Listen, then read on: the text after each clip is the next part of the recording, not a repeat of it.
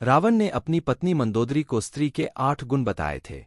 यानी ऐसी भविष्यवाणी की थी कि स्त्रियों में यह गुण स्वतः रूप से पाए जाते हैं, जो कि कलयुग में यह सभी गुण स्त्रियों में देखने को मिलेंगे, और आज के काल में यह गुण देख भी सकते हैं।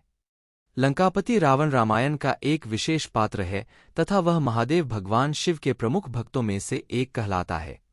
हिंदू धर्म ग्रंथों और शास्त्रों में बताया गया है, रावण में अनेकों बुराइयों के साथ साथ बहुत सारी अच्छाइयां भी थी। रावण महाज्ञानी एवं विद्वान था तथा अनेकों शास्त्रों, ग्रंथों तथा विद्या का ज्ञाता था। और अगर उसकी बुराइयों की बात करें तो अहंकार के साथ साथ वह स्त्रियों की ओर बहुत जल्दी आकर्षित हो जाता था। उसे स्त्रियों की सुंदरता मोहित कर जाती थी। रावण किसी भी स्त्री की सुंदरता देख उसे अपना बनाना चाहता था।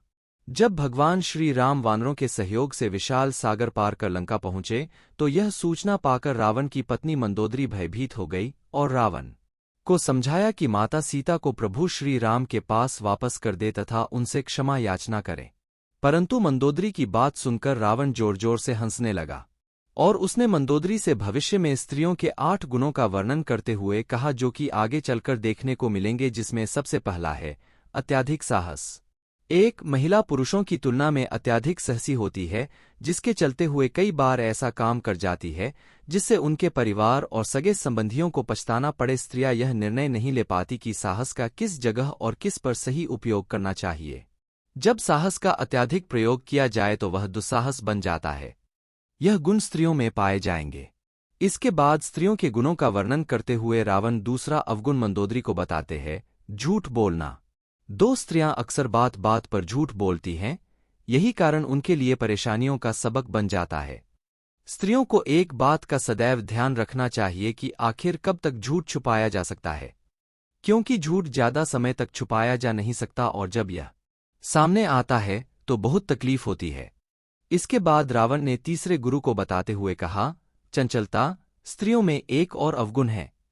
3 रावण कहता है, स्त्रियों में चंचलता का भाव पुरुषों की तुलना में अधिक देखा गया है, जिस कारण स्त्रियां एक बात पर ज्यादा समय तक नहीं टिकी रह सकती। यही कारण है कि घड़ी घड़ी स्त्रियों के विचार पर परिवर्तन देखने को मिलता है तथा स्त्रियों के सामने अनेकों परिस्थिति ऐसी आती हैं कि वह अपने चंचलता के कारण सही निर्णय नहीं ले पाती, जो क्यों नहीं परेशानियों में डाल देती है। इसके बाद रावण मंदोदरी को स्त्रियों को 4 अवगुण बताते हुए कहता है, माया रचना। 4 स्त्रियां कई बार अपने स्वार्थ को सिद्ध करने के लिए माया की रचना करती हैं।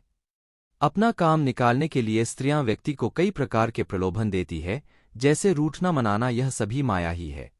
यदि कोई इस मायाजाल में फंस जाता है तो वह स्त्रियों के वशीभूत हो जाता है। रावण आगे मंदोदरी से कहता है कि तू भी अपना वह दिखाने के लिए मुझे अपने माया जाल में फंसा रही, ताकि मैं तेरी बातों में फंसकर राम का दास बन जाऊं। इसके बाद 5वें नंबर पर रावण बताते हैं डरपोक होना। 5 इसलिए कई बार बिना किसी कारण के अनावश्यक बहुत ज्यादा डर जाती हैं तथा इसकी वजह से उनके कई काम बिगड़ जाते हैं। वास्तव में स्त्रियां बाहर से साथ दिखाती हैं किंतु अंदर से भयभीत और डरी होती हैं। इसके बाद नंबर 6 पर है 6 रावण मंदोदरी को बताता है कि कई बार स्त्रियां अविवेकी स्वभाव के कारण मूर्खतापूर्ण कार्य को अंजाम देती है।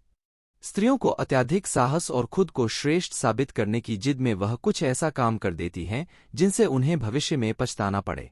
इसके बाद 7वें नंबर पर है 7 अगर स्त्री किसी से किसी वजह से निर्दय हो गई तो वहां कभी दया नहीं करती।